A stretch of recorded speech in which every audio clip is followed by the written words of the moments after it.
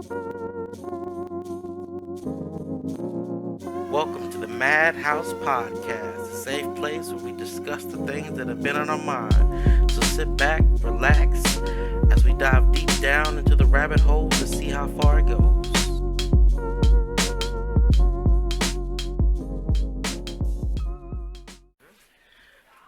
Welcome to episode 3. You know, I was actually thinking, I was having a movie night, right? And I think today's topic actually resonated with me because I was thinking about my favorite actors. I was thinking about Zale. Zale. Okay. I thought she was gonna say something great. Tom Hanks. I was thinking about Zale, right? Yeah. And I was thinking about, I was looking over the discussion that we were gonna have, and it got me thinking about Zale. I feel like I know what. Hold on. Okay. When I first thought about, I was thinking about the topics for the day, and it instantly made me think about Zale. And I was like, the first thing that popped into my, there was 3 things that popped into my head. The first one was John Q. Okay. Now, I see what you're doing. Yeah, that one right there. Yeah. That got me right. Okay, so we'll see what I'm talking about. Let's see how good we know each other. Okay, I think you're talking about the scene where he calls up his son. He's talking to his wife and he puts his son on the phone. He's like, "Dad, am I gonna die?" And he's like, he had to put the phone down for him. He's like, "No, you're not gonna die, son." And I was like, "Whoa!" At that point, I was just like, I started crying. Like, I'm crying thinking about, I'm about to start tearing up right now. But like, that's my scene right there. Then the operating scene, man. Well, he about to like, yeah. Okay. Man, because he can't find that donor. Yeah. And you remember, he was like, "Use me, take me." I was like, oh man, that's my scene. Like, he was like, "You're not hearing me, Frank. My son is not gonna bury me. What'd he say? I'm not gonna bury my son. My son is gonna bury me." I was like, right there, I just felt like, you ever seen Denzel in Glory where you got that one tear? That's how I am every time when that, because it's like that one tear will come out and I'm like, yeah, I'm good. I ain't gonna worry about that. I'm telling you. Yeah. So then, the next, I was thinking about Fences. I thought that was number 1. I ain't gonna lie, I thought that was number 1. Because I thought it was a good contrast. Because I was thinking about like the dynamics of fatherhood, right? Yeah. And I was thinking like both spectrums.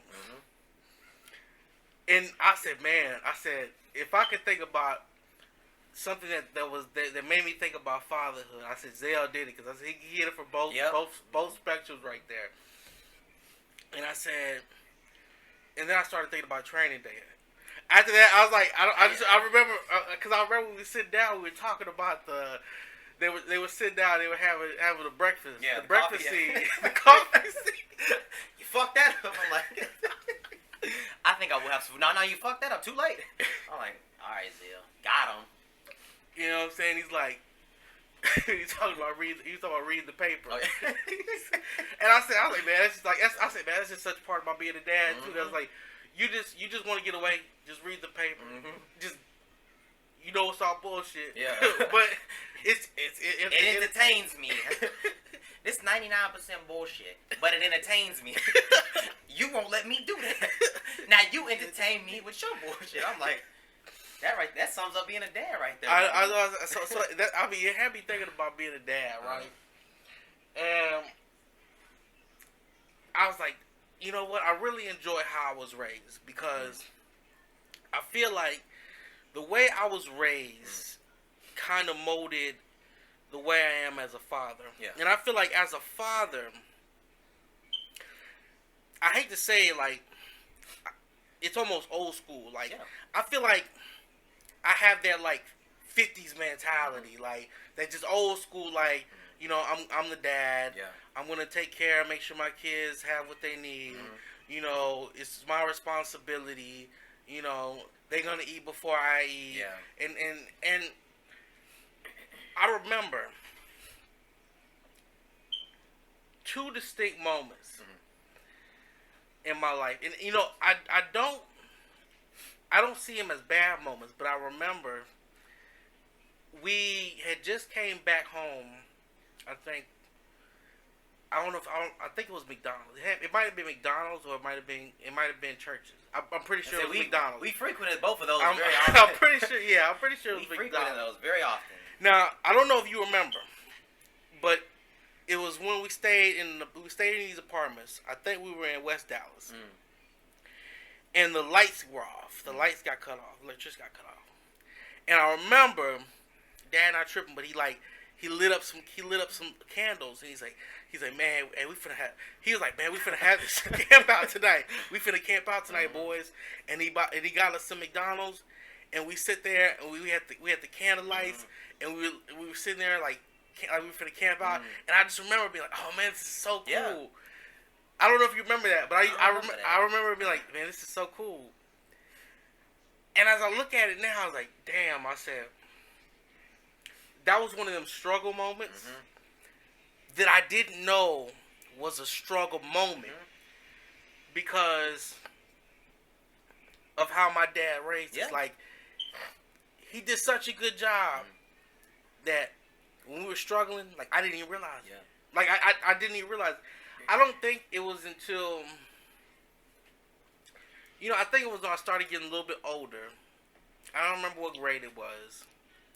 But I remember, you had kids who'd always have like the fresh J's, the fresh outfits, and like, Nathaniel, you always got on the thrift store clothes. I'm like, you never wrong with my clothes. Yeah. I'm fine. I'm good. I'm good. I like my clothes. I'm nice and warm. Yeah, I'm wearing them. And I was like, and I remember asking Dad, and I know you remember this. I always tell my kids the shoe story. The shoe story. You remember that story? That one.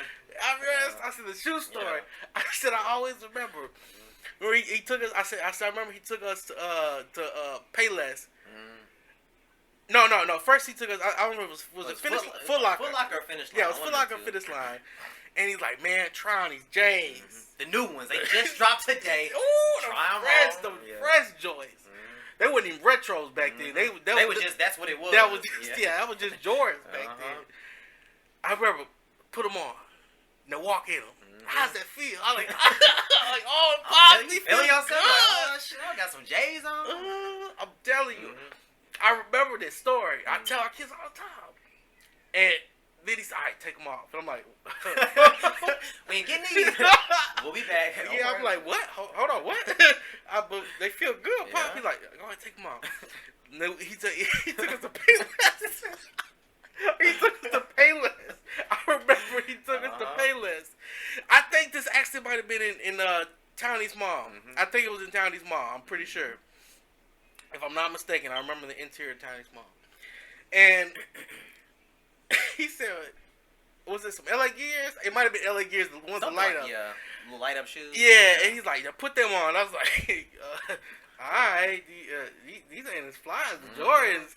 Now he said, how do they feel? I'm like, I mean, they feel like shoes. They feel the same. They shoes. And he said, all right, now get up and walk in them. All right. He's like, they feel comfortable? Yeah. I mean, yeah. That's nothing exciting, but he's like, now them feel, he said, can you tell the difference between them and the J's, how they feel? I'm like, nah, I really can't tell. All right. We getting these. I'm like, damn! Come on, Dad. Come on, Pops. You know how Pops is, man. I said, that's a good lesson to learn, though, man. Yeah. Like, it really gave you perspective. And, like, I had something similar. Like, so I used to go toy shopping. So sometimes, like, Dad would take me toy shopping.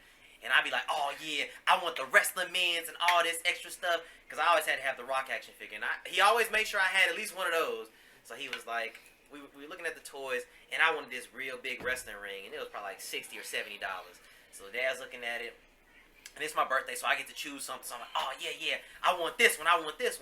So he was like, okay. So he's like, pick it up. So I get it. We walk around the store, and he was like, you don't see nothing else you want? I was like, well, I do like those. And he was like, all right, well, let's look at them. So he was like, so this one right here, it says what, $8.99. He's like, that's $70. You can get 6 of these, or you can get that one big thing. I was like, yeah, hit you, didn't it? Yeah. I was like, I can get 6 or 7 of these, or I can get this one thing. I was like, man, but this is just the wrestling ring. You don't even come with nothing. So I was like, he's like, so you gonna get the wrestling ring, but you don't have no men's to play with. You got the Rock. That's all you got. I was like, that is all I got. He's like, or Or you can get these 7 or 8 men's right here, little wrestling guys, and you can have the whole match. And I was like, I think I'm gonna go ahead and get the men's podcast. And it ended up being like, it was probably like $40 or $50, but like at that moment I realized the significance of like the lesson he was trying to teach. He was like, you can have this one thing, but you can't really do anything with it, or you can have all of these things and it's cheaper. And I was like, yeah, that's a pops lesson right there. And I was like, I've always appreciated that about him. I was like, you know what? I want to teach my son some lessons like that. Like that right there was a dope lesson to have learned. And I was like, that's only pops can give me stuff like that. And I think it was just. It was crucial because it was crucial raising us like that, and now looking back at it, I feel like I didn't appreciate it enough because I didn't understand, and you can't expect the kid to understand this. But now as an adult, it's like now I get it because right now I'm a single dad and I got my kids all the time, and I see the struggles. I'm like, man, I said it's tough. That's different. Yeah. I'm telling you, it's different. And I said, the way he raised us to be so independent without even realizing, I said, you know what? I remember, and I would say to myself the same thing. I don't know if you felt the same way, but I was like, man, I said my parents. I said I had some of the worst fucking parents. I said my parents were fucking horrible because there's no way I let my kids walk to school by themselves or go out and play by themselves until the street light comes on at night. It's a different time, though. I said it's a different time. I said, but looking back at it, like comparing it, if I was just thinking about it now, I'm like, man, my parents wasn't shit because I would never do that. But it was a different time. Like when I say that, you know, obviously my parents wasn't shit. But like, if you were to do, I just wouldn't do. If I saw somebody doing that now, I'm like, man, you ain't shit. Yeah, like, you don't really letting your kid go out by themselves. But like back then, it was a community that kind of raised you. Like, yeah, it was a community. It was like everybody was like looking out for everybody. So it was like you could go outside. And if one parent was out there or one parent could see, then everybody was good. So you didn't have to worry about like, okay, like I would not let Jacob go outside by himself. Now, granted, if he was out there with some of his friends, I'm still gonna be right there watching. I'm out the window, like I'm peeping out the blinds, because I don't want my son to be out there by himself. But like, and I remember we used to go in like abandoned houses, the houses down the street. Yeah. We used to go play in like abandoned houses, and I remember I was like, you know, I would number like 5, 6, 7, and like I would literally be going through abandoned houses playing. I'd be going behind the store in the back of the woods, and like I'd just be going every fucking where. And I'm like, and walking to school by myself, like, man, I said, but it fostered a sense of independence and no fear, because I remember riding the bus. Remember, we used to ride the dark bus by myself. Like after school, we'd get on the bus and we go to Granny's house because Pops had to work. So we either walk or we go to Granny's house. Remember, we was at John Quincy Adams. I'd walk from John Quincy Adams to Granny's house, and then we went to Pleasant Grove. I know that was a walk. It ain't far, but it's probably about maybe 2 miles, maybe a little over. But like when you like young walking that like little legs, you trying to it was about 2.5 miles. It was a good little kick. It be hot too, so. But I remember when I first started that route, Granny used to come. She used to meet me after school and then walk with me. And then once I got comfortable with it, then I would just walk there by myself. Or I would ride the you know the bus that went by Griff's. And it would go by Griff's. Cause remember, we'd always go there at Griff's to get a burger. Griff burgers. That was back then. You can't do that now. Griff's like Whataburger, so you got to go in there with at least $10, $20. Man, Griff's used to be the spot. Remember when Pops would always stop with the bus stop. Would always stop by Griff's right in front of it. So and we go in Griff's, and you know Pops had that bus schedule, so you already knew. He's like, hey, we got 30 minutes. Hey, we got 30 minutes to get there. The 4:32, and then if we miss the 4:32, the 5:15 gonna come, and I'm like, all right, Pops, can I play this game? If you want to play that game, we have to. Remember, they had that Ninja Turtle game. Yeah, I used to be like, can I get a quarter? He's like, if I give you this quarter, you ain't gonna be able to use this later on in the week. I was like, I'm gonna take that hit. I'll go ahead and take that quarter. But yeah, that was good time. But it was good times. But like, it was just how we were raised. Like we were raised different. It was a different time, and I felt more independent. Like I wasn't scared to walk home by myself. I wasn't scared to ride the bus. You know, sometimes, hey, if the lights got cut off, I wasn't tripping. We turn on some candles. We chilling. Yeah. We always had food on our plates. Like I never went to bed hungry. We always had clothes. we might have had stuff from the thrift store a lot of times, but hey, we had we didn't know no different back then. Like that was just like the norm. It was like I appreciated Dad because he was so calm in his like he never act flustered or panicked. So when we came home and the lights was off, he wasn't like, oh my God, the lights off. He was just like, all right, y'all, we finna light up these candles. Like he didn't miss a beat. It wasn't like he was like, oh snap, the lights. What do we do? He was because then we would have been like freaking out. Like, we would have now when we've been freaking out. When you do that, now I'm responding. So I'm just like, he was like, all right, click, okay. All right, let's go get these candles. We camping out tonight, boys. I'm like, all right, well, cool. This is a fun thing. I'm like, all right, then. Well, hey, man, the fans don't work, but hey, whatever. We rocking with this. Like, I like his calm sense of demeanor because it did make me feel independent. Like, it made me feel like I was involved in everything. Like, I like the way he approached situations because I had this sense of independence. Like, I didn't have as much fear. Yeah. Like, I felt like I was better equipped to handle situations. And because he stayed so calm during everything, when things happened to me, I just thought that's how it was handled. I was like, okay, well, I can be calm about this because that's how my dad does it. Like, Dad seems like he's kind of calm. Now, he got mad. Like, don't get me wrong. Like, there's times when Pops was upset, but like... No, speaking of that, I remember. I don't think you were that old, but you probably don't remember. When I used to skip school, right? So, you know, young Natheeeezy thought he was slick. I thought I was slick, playboy. I would catch the letters, the truancy letters in the mail because you know I got home before Pops did. But I missed the message. That's why we had voicemail. You know, you remember they had the actual voice machines. I missed the message. Pops came home. He heard that voice message. Oh, so you missed So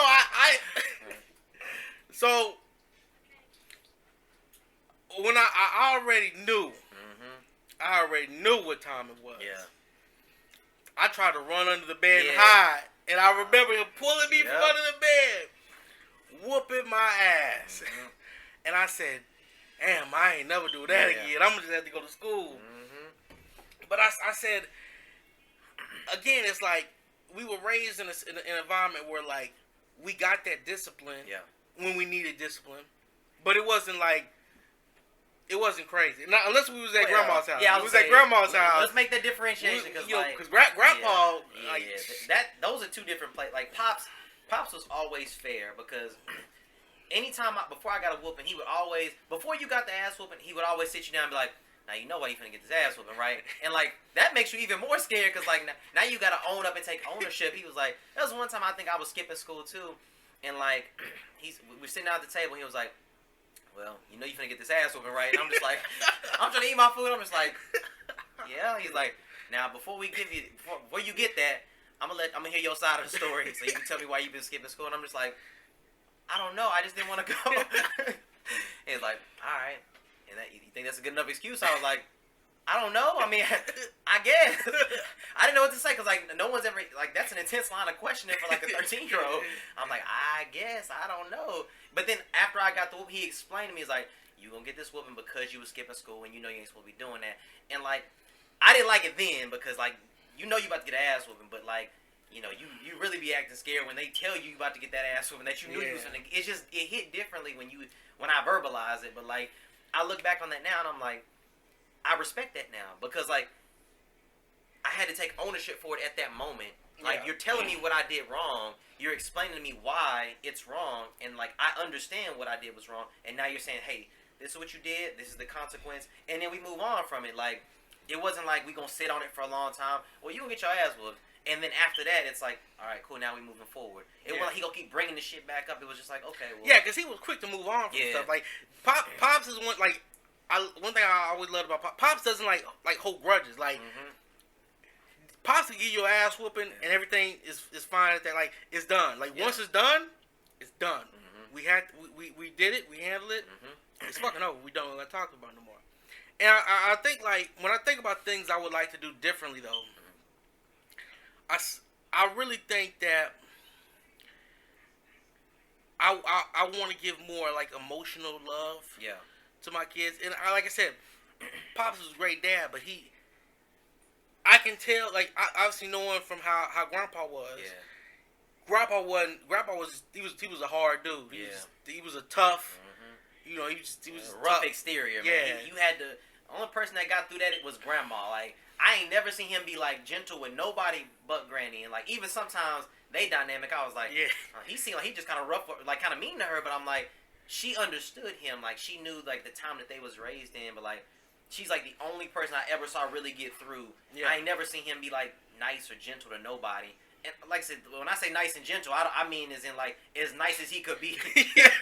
That ain't like my nice and gentle was like, oh hey babe, I love you. His nice and gentle was like, thank you. Like that was but that was his nice. Like to him it was like, thanks. Like that's his nice. But I understood like now I understood like the time he grew up was different. Yeah, it was very different. It was different. Like I mean, like I couldn't even understand being a black man when he grew up, because it was a whole different time, and I think it would be tough now, but when he was growing up, it was tough. Yeah, it's a different. Whole. We worried about some other shit, but like back then they was worried about the stuff that we worried about today. Plus, like take that times like 100, because like it was socially acceptable back then. Like now you get shunned for acting that way, but like back then it was like this is just everyday life. Like this is how people treat me. This is how they do.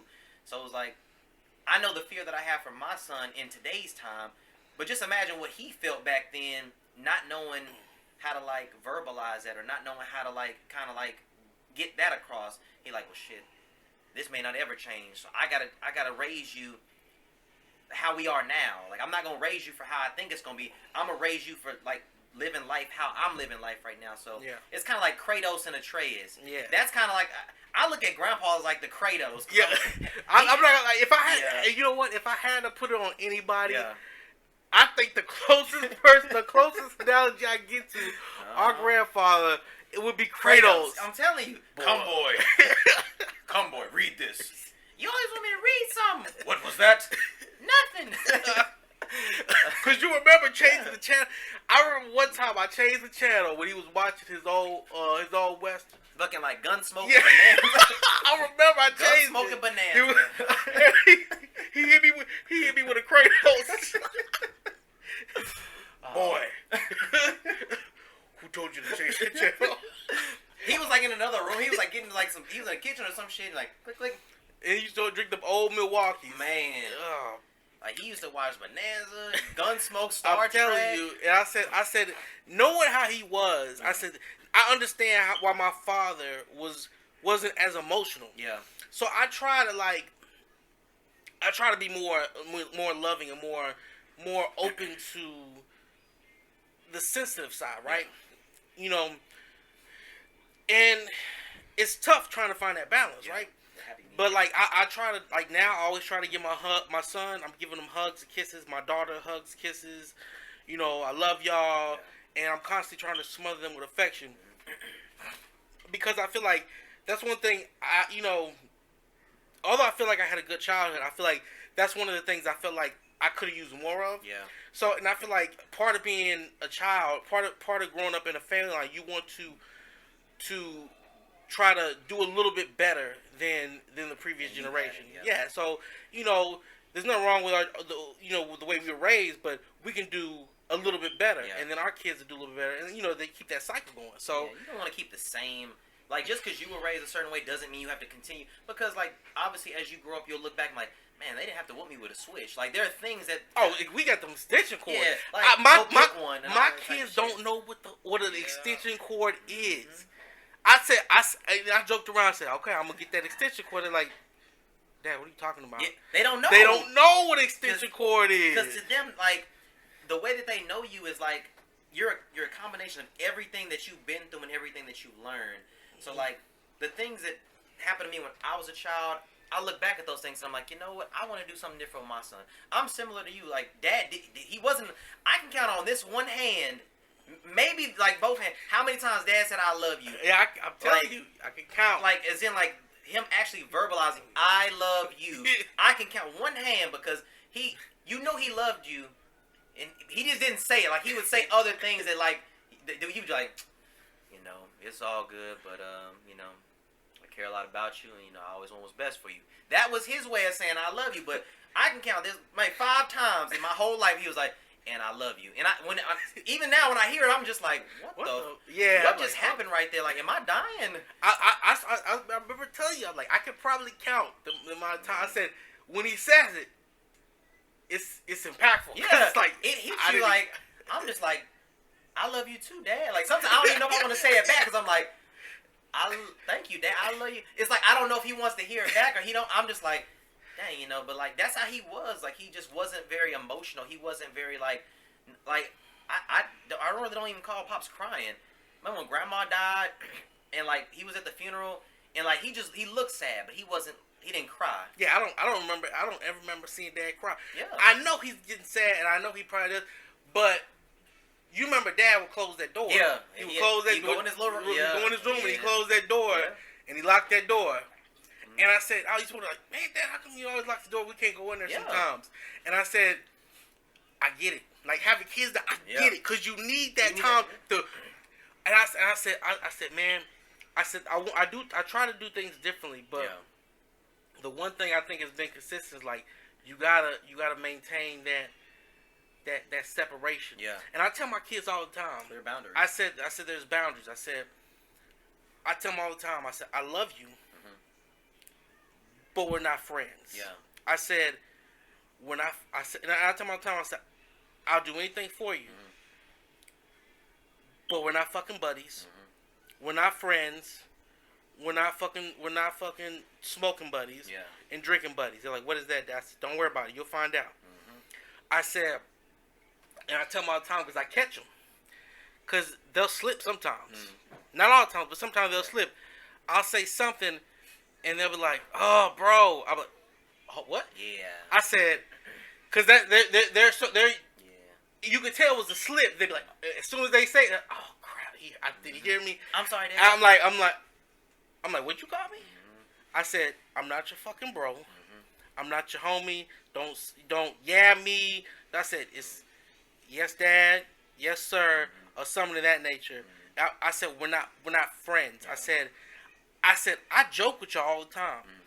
I said, I laugh and joke, and I'm always playing and kidding around. I said, but understand that me kidding around with you doesn't mean you're not going to give me every amount I'm going to respect or reserve. Like, I play around, but I said, just know that there's a time when it's time to shut it off. I said, there's a time to cut it off. But, you know, but that's why I said it's hard to find that balance of things that I would do different. So I think that really the only thing, I try to steal a lot of what I have, but it's mostly that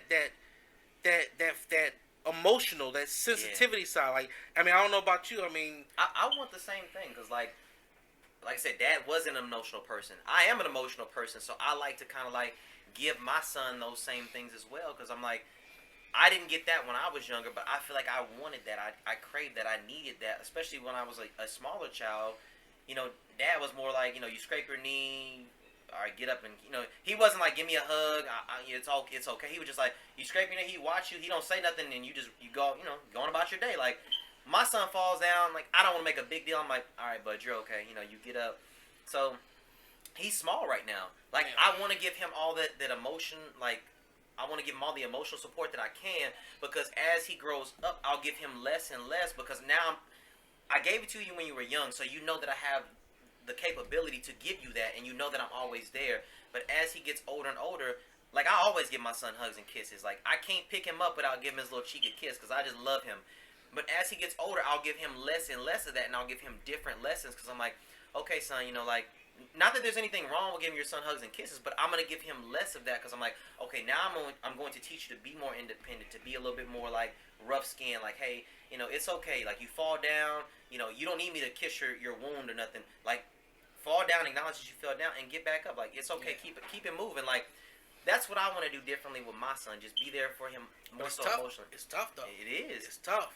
And like, what are the hardships? Like, what do you find hard about it? Like me, I find a lot of stuff hard. Like, it's just, it's sometimes it's hard wanting to be there all the time, because like sometimes like you want to have your own space, but the kids, like, if you don't let up, they'll want to monopolize all of it. Like sometimes like you have to have that alone time. Yeah. And I don't feel like there's nothing wrong with it. Like if you just leave it left up to kids, oh, y'all be playing all Legos and playing all tablets all day. You ain't doing nothing productive. It's just like. But you gotta have like that, But it's hard. Like it's just, I don't know. Like I think being a parent in itself is hard. I think being a parent is the most difficult job that you can have because it's the most thankless job. And I speak exclusively from a father's perspective. Moms, they get all the love in the world. Like Mother's Day, everybody's showering them with gifts and, oh, I love my mom. And every time a famous person gives a shout out, I want to thank my mom. So it's like there's already this stigma that like dads are never present or dads aren't there. And like in a sense, it kind of bothers me. Like it really bothers me that like, so I'm a father. So Father's Day is like my favorite holiday. It really, really bothers me when I see women post on Father's Day, oh happy Father's Day to me because I'm doing both of them. I'm like, on Mother's Day, I've never seen a father post, oh, happy Mother's Day to me because my son's mom ain't present. Like, that bothers me that on this day where I'm trying to celebrate, you're like trying to shit on this parade. And I got it that you have a bad situation which that you got going. They even came out with Mother's Day cards for Father's Day, and I'm just like, damn, man, like now you're kind of like pushing this stigma, like you're making it more of a social norm and making it more okay. And I'm like, that bothers me because as a father, I take being a father extremely personal. Yeah. Because the dynamic that I have with my son, like I'm always there, I'm always present, I'm always overly involved in everything that he has. Like you just want to be a good dad, like a good fucking father. I want to be what my dad was to me, but I want to do it a little bit better. Yeah. So that way, when he gets older, he'll be like, when he has children, he'll want to be like what I was, but a little bit better. Like, because he got the example. Yeah. Like they're basing everything off of the example that they got. Mm-hmm. We're living off the example we got. Mm-hmm. Our kids are gonna do the same thing. Yeah. Just take everything that I've done and make it better. But like sometimes they're just hard. It's difficult because like you have to make those hard decisions. Like you have to like. With those boundaries, you have to figure out what is a good time for you to start teaching those hard lessons. Like, I can tell Jacob all the time, don't jump on the couch, don't jump on the couch.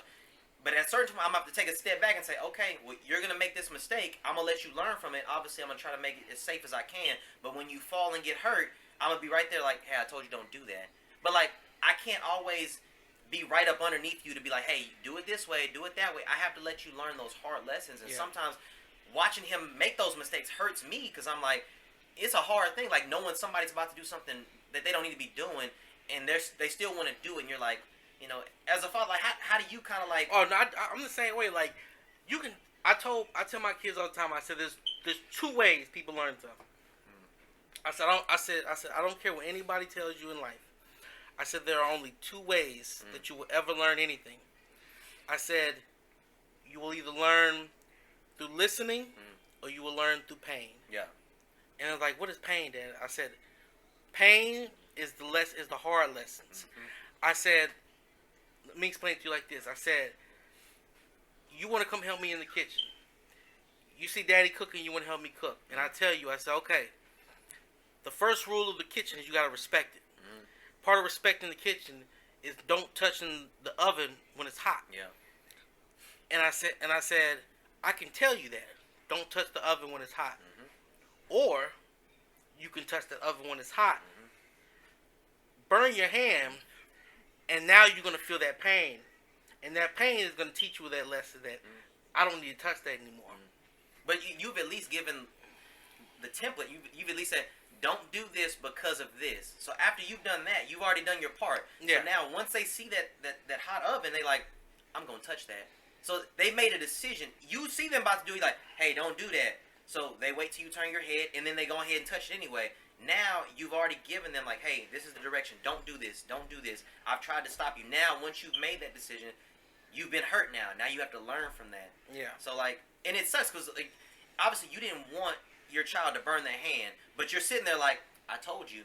Like, I told you don't do that. So now it's like you have to take this stance of, like, I can't be like coddling you and feeling extra bad. I'm just like, I told you don't do that. I'm still there, but I can't be like, oh my God, this is all my fault. I'm like, the first thing I ask, I say, are you all right? Mm-hmm. Now you know you fucked up. Yeah. Now you know you fucked up, right? So I always ask first. And like I said, like my kids have never, like they've never touched the oven, obviously. But I just use it. I use it as an example. Like my kids have never burned themselves on the oven. But I use it as an example because, like, but it happens all the time. Mm-hmm. Like I always make sure the first thing I ask is, "Are you all right?" Because I don't want to be like, I remember one time, and I didn't even think about it. This is when I was married. My wife called me, right? And she said, I just got in an accident and I wrecked the car. Not even thinking about it. What the fuck? No, listen. I said, she said, I just got in a car accident. I said, is the car okay? Yeah. What happened to the car? Why you wreck my car, man? And then she was like, oh, well, fuck me, right? So really, you're not going to ask them on me? I'm like, oh, are you okay? Are you okay? Well, yeah, are you all right? And I was like, and I started thinking, I was like, that's kind of fucked up. But I'm thinking, in my mind, I'm not justifying it. It's wrong, it's wrong. Yeah. But in my mind, this isn't a justification, but in my mind, I feel like if you're calling me, you're fine. Yeah. If you're calling me, you're fine. Now, if someone's calling me saying, if police or another family member's calling me, your wife got into an accident, I'm like, is she okay? Because you're calling me. Yeah. So if she can't call me to tell me that, she must not be okay. So I'm asking, is she okay? But when you call me and say, man, I just got into the accident with the car, I'm like, okay, well, you're fine. What about my car?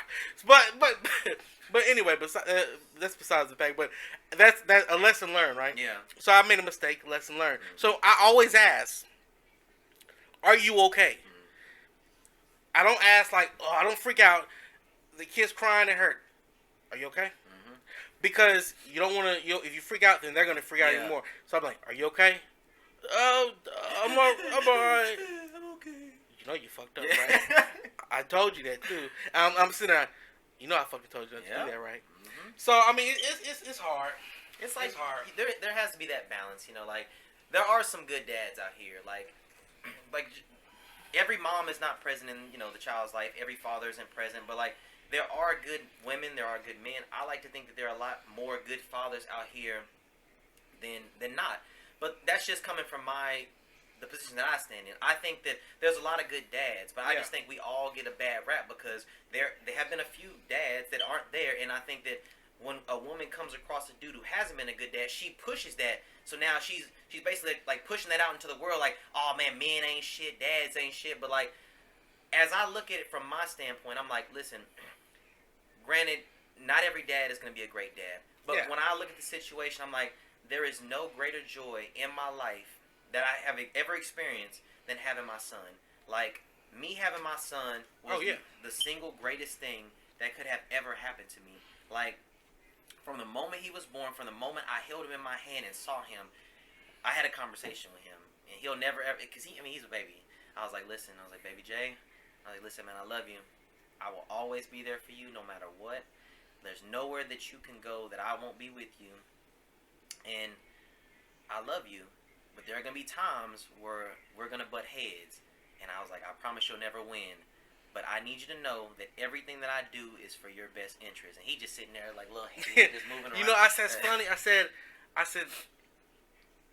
that's probably one of the biggest things, too, for me. Like, the joy of being a father. Like, I love my kids. Like, I always want to be around. Like, I mean, you know me. I really don't like other people watching my baby. I want, if I can do it, I want to do it. Like, if I can't or something's going on, okay, cool. But if I can, I'm there. But like you said, that conversation, I said, that's just one of the joys of being a father. Yeah. I said, I still remember, as soon as she came out, I remember putting my finger, Jaden was just sitting there, she was holding her little hands out. I put my little finger to her, close to her, like, face. And she grabbed my finger with her, like that little bitty head grabbed my finger. And I had that same conversation with my daughter. I had that same conversation. And it was like a promise. It was like a contract. Like, it's like it's like you can't even describe it, man. I tried to, like, what is it like having a child? I was like, dude, I honestly cannot. There's not even words that have been invented that I can give you like, to try to elaborate how this is going to feel when you first see your child for the first time and they take their little hand and they wrap it around your finger. To this day, I cannot describe that emotion. Yeah. I don't know how I felt because I cannot quantify the feeling. Like, the feeling in that instant, like, is beyond anything. I cannot describe it. Yeah. I can only say that is one of the joys of being a father, being a parent, that you have to experience, that you cannot, you can't get from a movie, you can't get from someone telling you. Like, that's just somebody else's kid. It's a personal, unique experience and a bond. It's almost like an energy that y'all share. Because you could feel it. Like, it's just like, you're mine. You come from my body. Like, you belong. Like, we belong to each other at this point. Like, we are connected. Like, there's nothing that you can ever do that will make me change the way I feel about you. Like, I love my son. I love him more than anything in this whole wide world. Like, he is the single greatest thing I have ever done in my life. And I love being with him. And I love our dynamic. And, like, everything that I do in my life, I keep in the back of my mind, like, what will my son think about me if I did this? Or, like, how can I set the best example for him? Because all I ever really wanted to be in life, since I had my son, was a better man, was a better father. And, like, that's what I'm working towards now. Like, there is no greater joy in life, I don't care what it is, than having a child. Oh, yeah. Like, somebody that you know for a fact loves you, is dependent on you. Unconditionally. Yeah, like, no just matter like what you do. no strings, like, they just fucking love you. Yeah. They just, all they know is, like, you're my caregiver. Like, I always look to you for protection, for security, for love, and I always want to be sure that I can give my son those things. And, like it's like, it's just love. Like, it's pure too. Yeah. Like, there's no conditions. You don't have to do nothing. It's just like, from the moment my son first opened his eyes, like, and I looked into him, and I was like, we're doing this together. Like, from this point on, everything that we do, we will do together. And, like, that's why I love my son. Like, that's why I always post him on my IG stories. Like, anytime I get a chance to, like, capture those moments, I love capturing those moments, because, like, I love getting to spend my time with him, and I love showcasing him to the world. Like, I'll never ever stop professing my love for my son. Like, if we could have our own TV show that just showed our dynamic all the time, I wouldn't, like, obviously I don't want it 24/7, because, like, sometimes he gotta get a little spanking and stuff, but, like, I love him more than anything that I've ever had, and, like, he makes me want to be a better person no matter what the situation. And, like, I know you feel me, because you got two kids, so you've experienced that twice. Like, I got two badass kids. I love them to death. They can't do no wrong.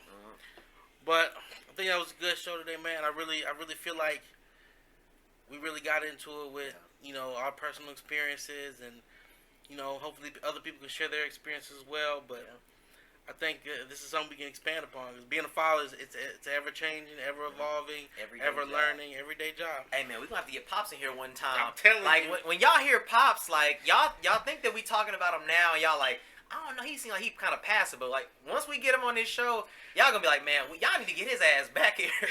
Yeah, we're gonna have to have an episode of Pops, because we might have to do a 2-hour segment. Pop's long-winded. He gonna be. He'll talk to you for a minute. He get emotional. He get to jumping around and, like, fidgeting and everything, and I'm just like, oh, hold on, Pops, let's reel it back in now. But yeah, I think that was a good little discussion today, man. I really enjoyed having that with you, man. Like, I love being a father, so I know you feel the same way. So it's always good to kind of talk to somebody who has that same feeling about fatherhood as I do. So yeah, I love it. All right, we'll catch y'all next time. Thank you for coming out. Thanks for tuning in with us today. Hopefully we were able to give you something you can use and take forward into your day. If you want to reach out to us with any questions, comments, concerns, or even topic requests, links are in the description. Join us back here again next week in the MadHouse.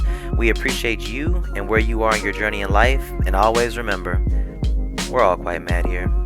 You'll fit right in.